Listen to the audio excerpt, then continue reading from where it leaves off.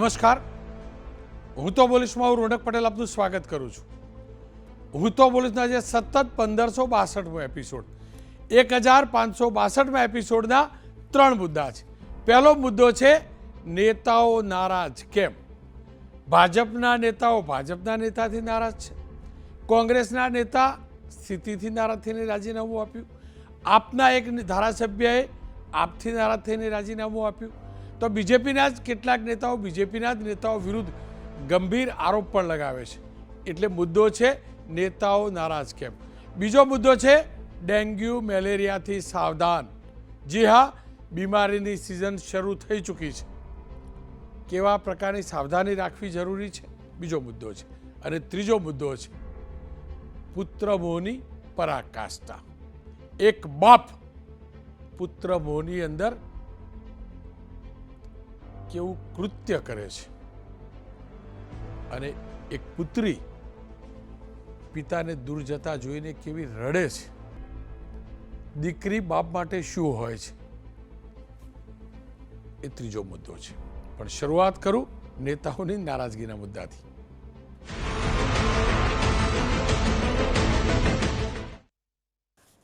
આજકાલ નારાજગીની સિઝન ચાલી રહી છે.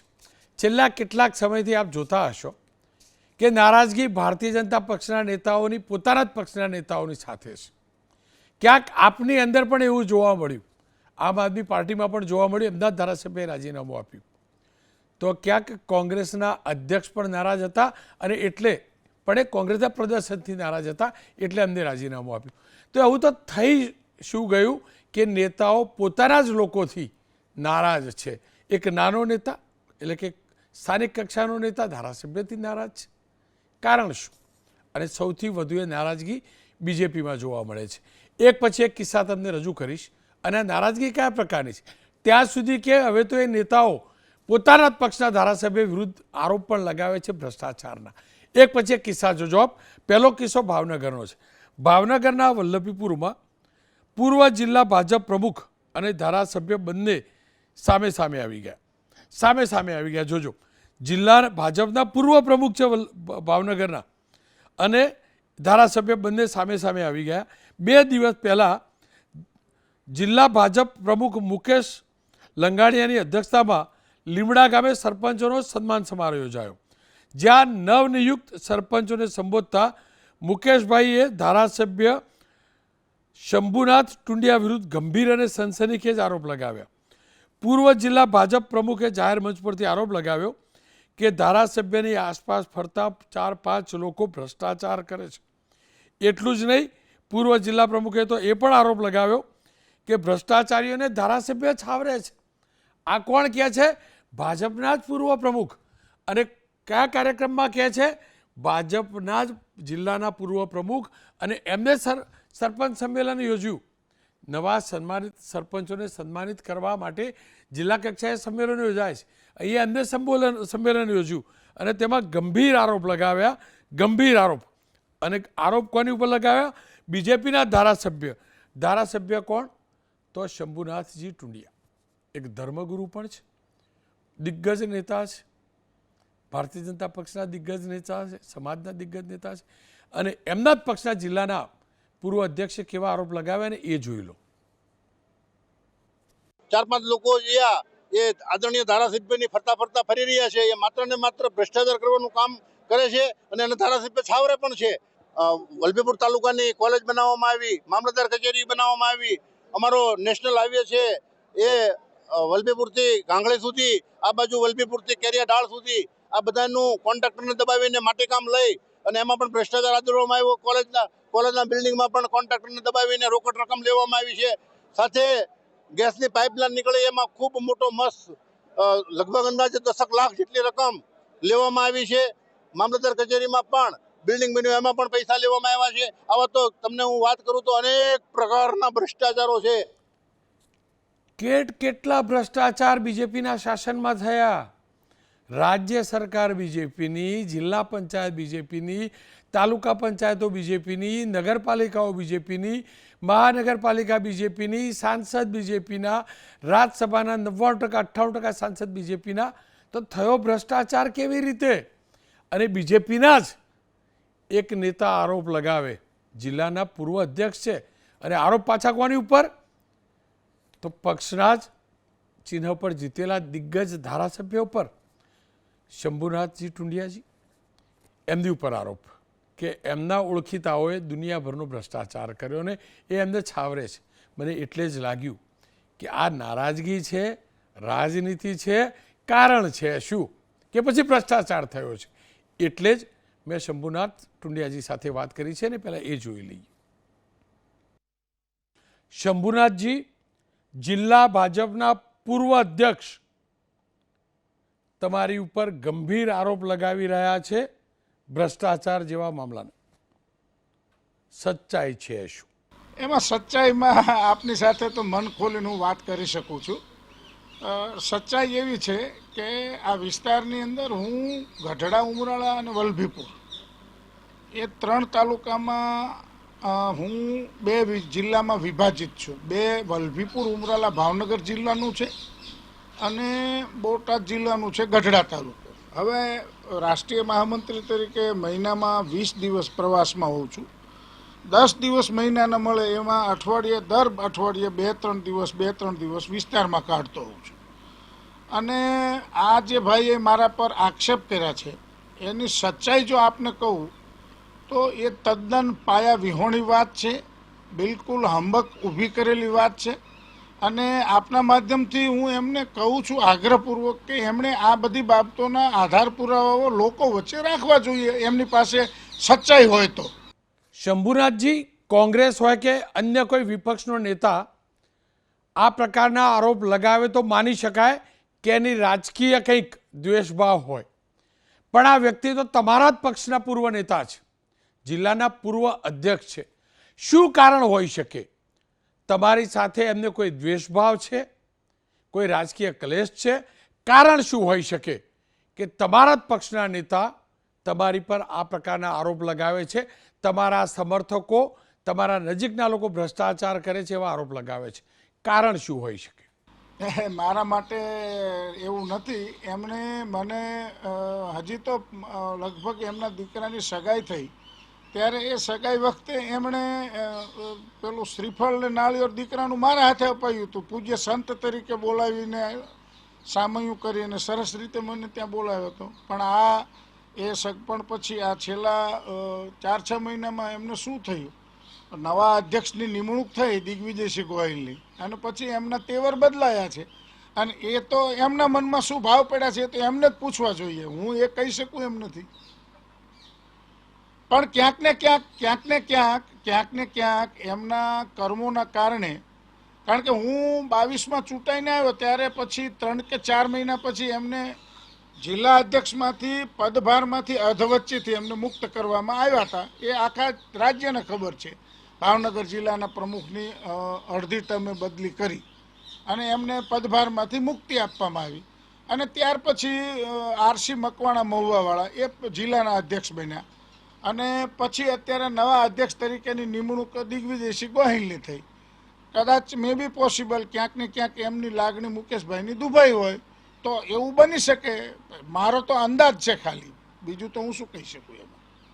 શંભુનાથજી, આપ એક આદરણીય સામાજિક નેતા પણ છો, આપ ધર્મગુરુ પણ છો, આપ મહંત પણ છો.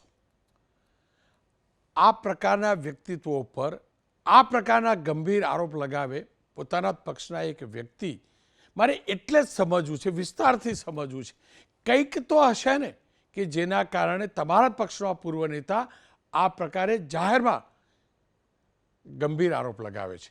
કંઈક તો થયું હશે ને? હું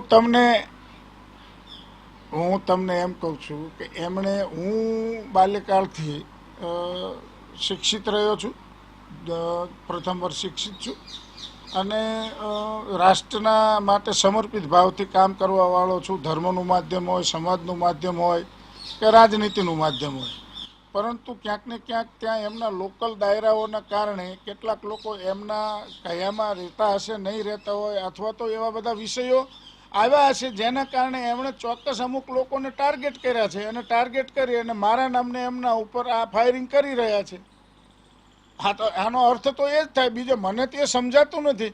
અને મેં તો જુદા જુદા પ્રેસના માધ્યમથી એમને કહ્યું પણ ખરું, તમે મારા પર ભ્રષ્ટાચારના આરોપો, અહીં 2.5 વર્ષથી ધારાસભ્ય છું એ નહીં, 2007થી લઈને અત્યાર સુધી સંવૈધાનિક જુદા જુદા પદ પર રહ્યો છું. 7થી 12 સુધી પાટડી, 14થી 20 સુધી રાજ્યસભા, અને અત્યારે અહીં ગઢડા.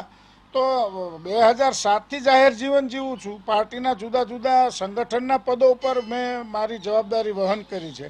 તો ક્યાં પણ એક જગ્યાએ, એ માત્ર 2.5 વર્ષમાં નહીં, મારા 20 વર્ષના રાજનૈતિક જીવનમાં એક જગ્યાએ એક પૈસાની ઉચાપત મારી સાબિત કરી દે ને તો હું જાહેર જીવન છોડી દેવા તૈયાર છું સાહેબ. શંભુનાથજી, એક અંતિમ સવાલ.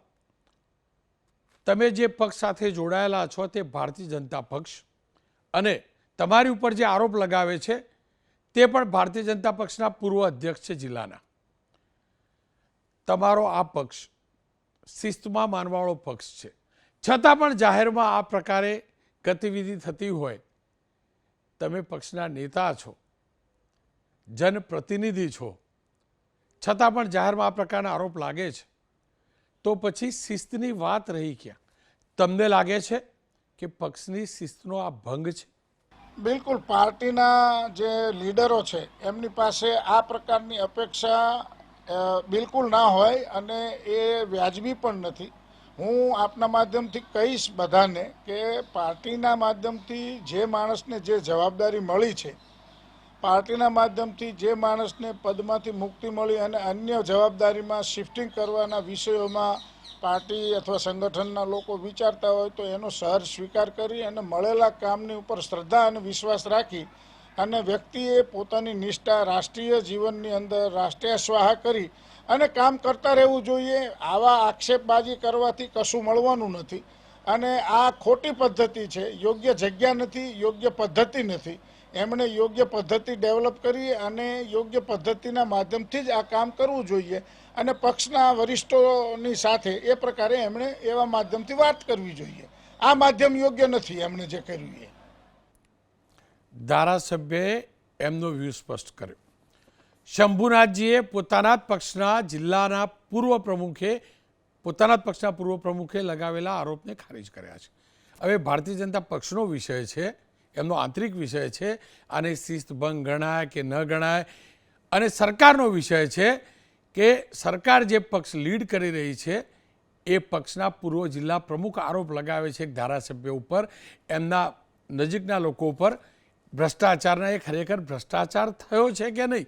સરકારે તપાસ કરવી જોઈએ કે ભ્રષ્ટાચાર થયો છે કે નહીં, અને એમના પક્ષે નિર્ણય કરવો જોઈએ કે આને શિસ્તભંગ ગણાય કે ના ગણાય. જો ભ્રષ્ટાચાર ના હોય તો પણ એકવાર નથી, ગમે તે કારણ હોય, માર્ચ મહિના પછી રાજનેતાઓ હિસાબ ચૂકતે કરી દેવાના મૂડમાં છે નવા ફાઇનાન્શિયલ યરમાં.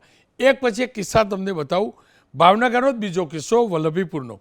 વલ્લભીપુર પાલિકાના પ્રમુખે રાજીનામું આપ્યું છે માર્ચ મહિનામાં. વલ્લભીપુર પાલિકામાં છેલ્લા ઘણા વર્ષોથી આંતરિક વિખવાદ અને જૂથવાદ ચાલે છે. વલ્લભભાઈ કામડે કે જો પ્રમુખ હતા નગરપાલિકાના, તેમને 4 વાર પહેલાં રાજીનામું આપ્યું, એ મંજૂર નહોતું થતું, છેલ્લે 5મી વાર રાજીનામું આપ્યું અને એ મંજૂર થયું છે. કયા કારણો હતા કયા નહીં એમાં જાજુ પડતો નથી, પણ સૂત્રો તરફથી જાણકારી મળે છે કે નગરપાલિકાના પ્રમુખે પક્ષના જ આંતરિક વિખવાદથી નારાજ થઈને રાજીનામું આપ્યું હતું. હવે તમને ધોરાજી લઈ જાઉં. ધોરાજીમાં પણ નગરપાલિકાની જે ચૂંટણીઓ હતી એમાં ધોરાજીમાં બીજેપી જીત્યું. માર્ચ મહિનામાં ધોરાજીના પ્રમુખ સંગીતાબેન બારોટે રાજીનામું આપ્યું. વરણી થયાની થોડાક જ સમય બાદ તેમની તસવીરો વાયરલ થઈ, એમનો એક વિડીયો વાયરલ થયો, જે એમને ગુજરાત બહાર બનાવેલો વિડીયો હતો. એ વિડીયો વાયરલ થયો, ચર્ચા થઈ. પહેલાં તો કોર્પોરેટર બન્યા, નગરસેવક બન્યા, પક્ષે એમને નગરપાલિકાના અધ્યક્ષ બનાવ્યા, અને અધ્યક્ષ બનાવ્યાના ગણતરીના દિવસોમાં જ નગરપાલિકાના પ્રમુખ પદથી તેમને રાજીનામું આપી દીધું. હવે રાજીનામું કેમ આપવું પડ્યું, કેમ જવાબદારી, એમનું તો કહેવું એમ હતું કે મારા માટે આ અલગ પ્રકારની જવાબદારી હતી. પણ બેન, તમે જ્યારે જવાબદારી લીધી એટલે તમને ખબર તો હશે જ. આ 2 કિસ્સા થઈ ગયા, ધોરાજીનો કિસ્સો થઈ ગયો. હવે નર્મદા જિલ્લામાં લઈ જાઉં. નર્મદા જિલ્લાની અંદર ભાજપના કાઉન્સિલરે, એટલે કે રાજપીપળાના વોર્ડ નંબર 5ના સભ્ય પ્રજ્ઞેશભાઈ રામીએ 15 એપ્રિલે રાજીનામું આપ્યું હતું. પ્રજ્ઞેશભાઈ રામી વર્ષ 2021માં ભાજપની ટિકિટ પર નગરસેવક બન્યા. પાલિકા પ્રમુખને જે રાજીનામું આપ્યું એમાં એમ લખ્યું કે મારી કામ કરવાની પદ્ધતિથી પાર્ટીને નુકસાન થતું હોય તો હું રાજીનામું આપું છું. સભ્યપદની સાથે પ્રજ્ઞેશભાઈ રામીએ ભાજપના સામાન્ય અને સક્રિય સભ્યપદથી પણ રાજીનામું આપ્યું છે. આ તો થઈ ભાજપની વાત. હવે શક્તિસિંહ ગોયલ કોંગ્રેસના અધ્યક્ષ હતા પ્રદેશના, તેમને પણ રાજીનામું આપ્યું. પેટા ચૂંટણીના પરિણામો જાહેર થયા કડીના અને વિસાવદરના, અને એ જ દિવસે શક્તિસિંહ ગોયલે રાજીનામું આપ્યું અને કહ્યું કે હું ધાર્યું પરિણામ લાવી શક્યો નથી, એટલે આ જવાબદારીમાંથી મુક્ત થાઉં છું. પ્રદેશ અધ્યક્ષમાંથી રાજીનામું આપ્યું. પહેલાં તો ભાજપના કિસ્સા જોયા, હવે આ કોંગ્રેસનો કિસ્સો જોઈ લો. હવે એ જ રીતે ભાજપ કોંગ્રેસ એટલું થોડું, આમ આદમી પાર્ટીમાં પણ તો ઉમેશભાઈએ રાજીનામું આપ્યું. ઉમેશભાઈ મકવાણા કે જેઓ બોટાદના ધારાસભ્ય છે. 26 જૂનના બોટાદના આમ આદમી પાર્ટીના ધારાસભ્યએ પાર્ટીમાંથી નારાજ થઈ વિધાનસભાના દંડક પદ પરથી તેમને રાજીનામું આપ્યું. જોકે ઉમેશ મકવાણા ધારાસભ્ય પદ પરથી રાજીનામું ના આપ્યું, પણ એમને આમ આદમી પાર્ટીને ટાટા બાય બાય કહી દીધું. એટલે સવાલ એ છે કે એવું તો માર્ચ, એપ્રિલ, મે ને જૂન 4 મહિનામાં શું થઈ ગયું? લોકો પોસ્ટ લેવા માટે, પક્ષના દંડક બનવા માટે દોડતા હોય, વિધાનસભામાં ટિકિટ લેવા, પાર્ષદની ટિકિટ લેવા કે નગરસેવકની ટિકિટ લેવા દોડતા હોય, પણ તમે નગરસેવક બને પછી રાજીનામું આપી દો છો. પેલા બેન તો નગરપાલિકાના પ્રમુખ બન્યા હતા, હજી તો 24 કલાકે નહોતા થયા. જે હાર પહેરાયો હતો એ ગુલાબના ફૂલ સુકાયા પણ નહોતા, મુરઝાયા પણ નહોતા, એમને રાજીનામું આપી દીધું. તો છે શું? કંઈક તો રાજનીતિમાં ગડબડી થઈ રહી છે, જેના કારણે રાજીનામાની સિઝન શરૂ થઈ છે. અને એટલે જ આ મુદ્દે ચર્ચા કરવા માટે નરેન્દ્રભાઈ રાવત કોંગ્રેસના નેતા છે, નરેશભાઈ વરિયા વરિષ્ઠ પત્રકાર છે. નરેન્દ્રભાઈ, આપની પાસેથી જાણવા માગીશ, શક્તિભાઈએ રાજીનામું આપ્યું એનું કારણ બતાવ્યું હતું, તમે પરિણામ લાવી ના શક્યા, અને આવી તો એક ચૂંટણી નહીં, અનેક ચૂંટણી છે. જોકે પહેલાં તમારા પ્રમુખ કે રાજીનામું આપ્યું અને કાયદેસર ઉતરી ગયા. બાકી તમારી તે પદ્ધતિ તો હું જાણું, તમે જાણો, રાજીનામું આપી દેવાનું પછી પાછું ચાલુ રહેવાનું. પણ આવું 4 મહિનામાં થયું શું કે અચાનક બધી જગ્યાએ રાજીનામાની સિઝન? અને પ્રમુખ બનવા કેટલા લોકો દોડાદોડી કરે, નગરપાલિકાની ટિકિટ લેવા કેટલા દોડાદોડી કરે, ભાજપ હોય, કોંગ્રેસ હોય, કાપ હોય. કેમ આ સ્થિતિ? રોનકભાઈ, નેતાઓની નારાજગીનો મુદ્દો આજે આપી લીધો છે. એમાં સામાન્ય બાબત છે કે કોઈ પણ પોલિટિકલ પાર્ટીની અંદર નેતાઓ નારાજ હોય, રાજીનામું હોય કે ક્યારેક એ લોકો પાર્ટીની લાઇનમાંથી પણ વધારે બોલતા હોય છે. આપે અમારા માનનીય હવે પૂર્વ અધ્યક્ષ શક્તિસિંહ ગોહિલ સાહેબ માટે વાત કરી. એમણે તો નારાજગી નહીં, પરંતુ જે હમણાં પેટા ચૂંટણીઓ થઈ એમાં એ પરિણામ ન લાવી શક્યા, એની નૈતિકતાની ધોરણે પોતે જવાબદારી સ્વીકારી અને એમને રાજીનામું આપ્યું છે. અને એ રાજીનામું એમને સુપ્રત કર્યું, પરંતુ એમને નવો ચીલો બી પાડ્યો. એ પોતે ત્યાં રહ્યા નહીં, એમને બીજાને ચાર્જ આપીને ગયા. એટલે કે કોઈ કહી ન શકે કે ભાઈ મેં ચાલુ રહ્યો છું, કે મારી નૈતિકતા, મારી પ્રામાણિકતા છે અને મેં જવાબદારી સંપૂર્ણપણે સ્વીકારી છે. એ પ્રમાણે એમને રાજીનામું આપ્યું. એટલે અમારી પાર્ટીના મુદ્દામાં તો આટલું જ છે. કોઈપણ પોલિટિકલ પાર્ટીમાં વિધિન પાર્ટી ડિસિપ્લિનની વાત આવે તો કદાચ અમારે બોલવાનું ઓછું આવે કે ભારતીય જનતા પાર્ટીની આંતરિક બાબત હોય તો એ પાર્ટીએ એની સામે કેવા એક્શન લેવા એ પાર્ટીનો વિષય છે. પરંતુ આમાં મહત્ત્વની બાબત ભ્રષ્ટાચારનો મુદ્દો છે અને ધારાસભ્યશ્રી આવે છે. એટલે કોંગ્રેસ પક્ષ તરીકે અમારે ચોક્કસથી આમાં ઇન્ટરવ્યૂ થવું જરૂરી છે. આપ જાણો છો કે ગુજરાતમાં જે પ્રકારની પરિસ્થિતિનું નિર્માણ થયું છે, કાયદો અને વ્યવસ્થા અને ભ્રષ્ટાચારની બાબતમાં જે વસ્તુઓ અત્યારે ઉજાગર થઈ છે ખૂબ ચોંકાવનારી છે.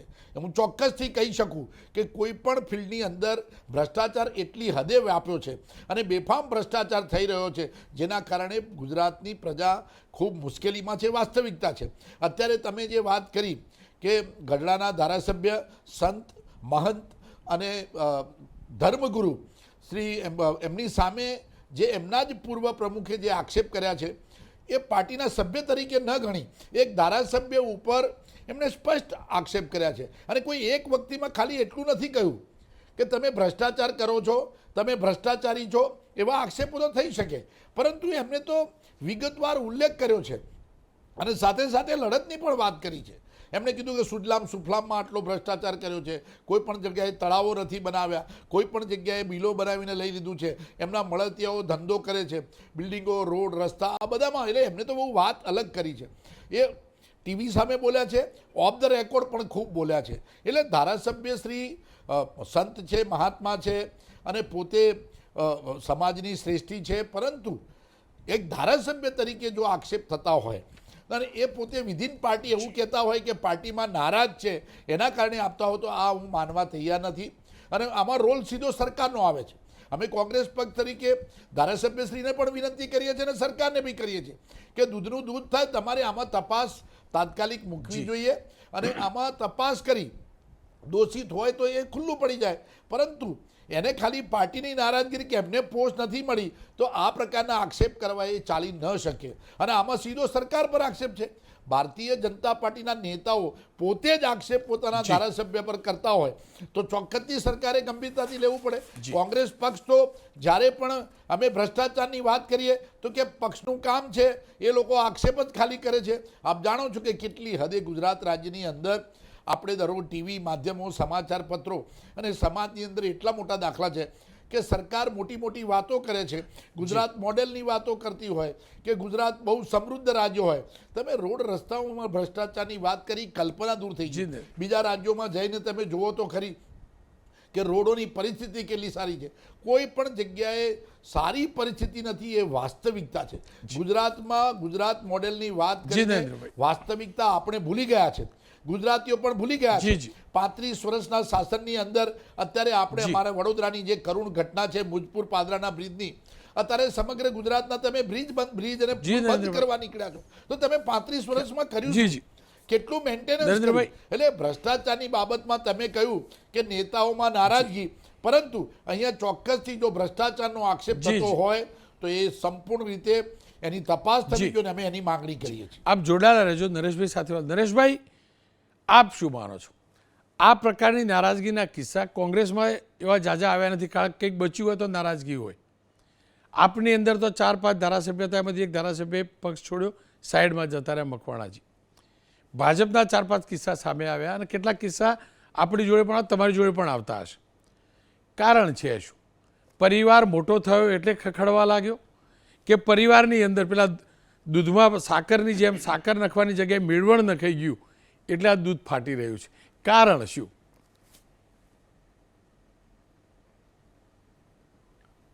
રોનકભાઈ, રાજકારણમાં એક કહેવત છે કે કોઈ પણ રાજીનામું એ રાજીનામું નથી હોતું, નારાજીનામું હોય છે. ક્યાંક એમની જવાબદારી વહન કરવામાં નિષ્ફળ ગયા હોય નેતા, રાજકીય નેતાને રાજીનામું આપે એ સમજી શકાય. જવાબદારીનું, ધારો કે અત્યારે શક્તિસિંહ ગોહિલે નિષ્ફળતાની જવાબદારી સ્વીકારીને રાજીનામું આપ્યું છે, પરંતુ મોટા ભાગના રાજીનામા ક્યારેક પક્ષના દબાણના માટે લઈ લેવામાં આવતા હોય છે અને ક્યારેક પોતાને કશું ન મળે તો કંઈક પ્રાપ્ત કરવા માટે આ રાજકીય નેતાઓ રાજીનામા આપતા હોય છે. જે છેલ્લા વખતથી જે ભારતીય જનતા પાર્ટીમાં જે આ ટ્રેન્ડ દેખાઈ રહ્યો છે એનું સૌથી મોટું કારણ એ છે કે પક્ષની અંદર કોઈ અવાજ ઉઠાવી ન શકે અથવા પોતાનું ધાર્યું કામ ન થાય તો એમણે જાહેર મંચ પરથી, જેવી રીતે શંભુ પ્રસાદ ટુંડિયાની સભામાં જ્યારે પેલા લાંગડિયાએ જે વાત કરી, પૂર્વ ભાજપ જિલ્લા પ્રમુખે, તો એની સ્પષ્ટપણે એની નારાજગી એક વ્યવસ્થા સામે હોત તો સમજી શકાય કે એણે મુદ્દો ક્યાંક ઉઠાવ્યો હોત, પરંતુ જાહેરમાં મુદ્દો ઉઠાવીને ફક્ત ને ફક્ત પોતાની નારાજગી વ્યક્ત કરવી, હું માનું કે એની પાછળ એના કંઈક બીજા પણ કારણો હશે. એ શંભુ પ્રસાદજીએ પણ ઘણા કહી દીધા. પરંતુ સવાલ અહીંયા એ છે કે કોઈ પણ રાજીનામું ભારતની અંદર કે આપણા ગુજરાતની અંદર કોઈ પ્રશ્નને લઈને કોઈ નેતા રાજીનામું આપ્યું હોય, ધારો કે હમણાં બ્રિજ તૂટી ગયો ગંભીરાનો, તો એ બ્રિજ તૂટવાની જવાબદારી લઈને કે ભાઈ આ કારણે તૂટ્યું, તો હું એવું માનું છું કે એવા કોઈ કિસ્સા કે કોઈ સત્તા છોડવા માટે નથી, પરંતુ જ્યારે એમને એવું લાગે છે કે આપણા કોઈ કામો નથી થયા, આપણને કોઈ પદ નથી મળ્યું, અને ખાસ કરીને જ્યારે ચૂંટણીની મોસમ હોય તો ત્યારે ચૂંટણી નજીક આવતી હોય ત્યારે કોઈક એમના નજીકના વ્યક્તિઓને કંઈક બેસીને ટિકિટ ન મળે, ક્યારેક પોતાના ટિકિટ ન મળે, તો આ પ્રકારે જાહેરમાં કોઈ રસ્તો ન બચતા એ નારાજગી વ્યક્ત કરતા હોય છે. ભ્રષ્ટાચારની બાબતને લઈને કોઈ નેતા આપણને ખબર છે હમણાં નજીકના જ ભૂતકાળમાં મંત્રી બચુ ખાબડના 2 પુત્રો ભ્રષ્ટાચારમાં સપડાયા છે. જો ભ્રષ્ટાચારની જ વાત હોય, ભલે એના પુત્રો છે, કહી શકે કે હું પોતે નથી ક્યાંય અને મારા પુત્રો છે, તો ખરેખર તો રાજીનામું એવા વ્યક્તિનું લેવાવું જોઈએ અને આપવું જોઈએ કે ભાઈ મારા પુત્ર જ્યાં સુધી નિર્દોષ સાબિત થાય કે ન થાય ત્યાં સુધી, એ નિર્દોષ સાબિત ન થાય ત્યાં સુધી હું રાજકારણ કે આવી રીતે મંત્રીપદ નહીં સંભાળું. આ બધી નૈતિકતાની વાત છે. હું એવું માનું છું કે અત્યારના રાજકારણમાં કોઈ એવો આદર્શ દાખલો નથી હોતો કે જે પોતે પ્રજાકીય પ્રશ્ને કોઈ પણ પ્રશ્ન બાબતે થઈને એ પદ છોડી દે. ઉમેશ મકવાણાની પણ વાત કરી તો એના જે નારાજગી થવાના પ્રશ્નો છે તો એ આ વિસાવદરની ચૂંટણી છે એ પૂરી થાય છે પછી એ પોતે રાજીનામું આપે છે અને એ પણ ધારાસભ્ય પદ તો છોડતા જ નથી. તો ક્યારેક આ રાજીનામું હોય એ પક્ષ ઉપર દબાણ કરવાની એક નીતિ રીતિ હોય છે, પોતાના કામો કરાવી લેવાની નીતિ રીતિ હોય છે અને જેમ જેમ ચૂંટણી, હજુ તો સ્થાનિક સ્વરાજ્યની ચૂંટણી હમણાં ટૂંક સમયમાં નજીક આવશે, હું માનું છું કે હજી આ બધી રાજીનામાની વાવણી થઈ રહી છે એનો પાક આપણને થોડાક સમયમાં જોવા પણ મળે. નરેશભાઈ, એક બીજી વાત સમજવી હતી. હવે બીજેપીના નેતાઓ જ ભ્રષ્ટાચાર ખુલ્લો પાડે છે. હું તો પ્રમાણિકતાથી કહું, મારી જોડે જેટલા પણ સમાચાર આવે છે આપણા 50% સોર્સ બીજેપીના થઈ ગયા. કારણ શું?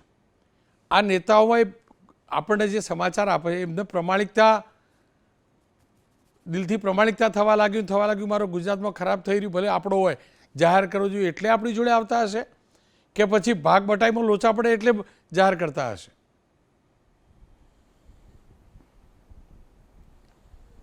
રોનકભાઈ, આ ત્રણેય વાત તો સાંકળી લઉં છું, કારણ કે ઘણી વખત ભાગબટાઈની પણ વાત હોય, ઘણી વખત એ નેતાને નીચું જોવામાં આવે ભ્રષ્ટાચારની અંદર તો સ્વાભાવિકપણે એની જગ્યા થતી હોય અને ત્રીજું હું કહું છું એ રીતે એક દબાણની એક વાત ઊભી થાય. એટલે જે લોકો સિસ્ટમમાં છે, અત્યારે આપણને ખબર છે ગુજરાતની અંદર વિપક્ષ કંઈ કરી શકે એમ નથી કે વિપક્ષે મુદ્દા ઉઠાવી શકતો નથી, ત્યારે ભારતીય જનતા પાર્ટીના જ કેટલાક ધારાસભ્યો કે એના જ કેટલાક નેતાઓ આપણને આ વિગત આપે છે. એની પાછળ હું એવું માનું છું જો એને ખરેખર જાહેરમાં કરવું હોય તો એ જાહેરમાં આવીને એ મુદ્દો લઈને એ પ્રશ્ન ઉઠાવી શકે, પરંતુ એવું નથી થતું. એટલે એની પાછળ મને આ બધા જ નેતાઓને એની મોટાભાગની સ્વાર્થ વૃત્તિ દેખાતી હોય. જો એને કોઈને ખુલ્લા પાડવા હોય તો જ્યાં જે એમનું ફોરમ છે, જે પ્રશ્ન ઉઠાવવાનું વહીવટી તંત્ર સામે હોય, આંદોલનાત્મક કોઈ વાત હોય તો એ રસ્તા પર ઉતરીને એવું કશું કરતા નથી. સ્વાભાવિક છે, એક પ્રેશર ટેકનિકની એક આ એમની સ્ટાઇલ હોય છે.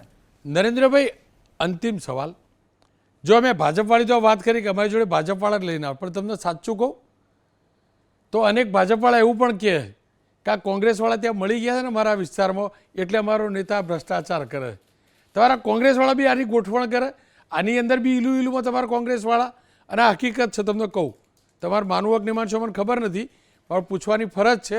તમારા જ નેતાઓ મળી જાય શાસક પક્ષ જોડે અને એટલે જ એ વાત દબાઈ જાય, ભ્રષ્ટાચારની વાત દબાઈ જાય અને પછી લાગે ભાજપવાળા બીજા કોઈ નેતાને એટલે સામેથી બહાર લઈને આવે. જી રોનકભાઈ, તમે જે વાત કરો છો એ તમારી દ્રષ્ટિએ યોગ્ય હશે, પરંતુ સ્પષ્ટ રીતે કહું છું કે ભારતીય જનતા પાર્ટીનું શાસન 35 વર્ષથી છે અને એટલી હદે ભ્રષ્ટાચાર છે અને એ ભ્રષ્ટાચારને જસ્ટિફાઈ કરવા કે અમુક ટાઈમે એ કરવા માટે એમ કે ભાઈ કોંગ્રેસવાળા પણ ઇન્વોલ્વ છે.